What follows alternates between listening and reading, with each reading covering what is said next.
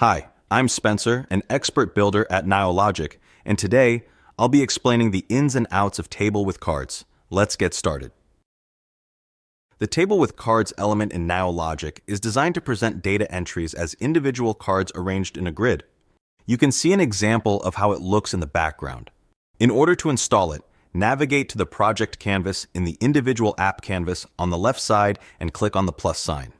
Search for Table with Cards, drag and drop it to the canvas, give it a name, and press Install Element. Then, you will be able to configure it.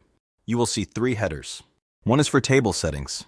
Fields to note here are data document name, which is the data collection connected to the table, data relationship, which is the view, and table image data connection, which is the preview image you will see in the grid. Then, you will be able to configure your header rows and columns and your filters, either simple or advanced filters. That's the end of our quick tutorial on Table with Cards. You can check out our other documentation videos or reach out to the team and I with any recommendations to future help articles to help speed up your workflow.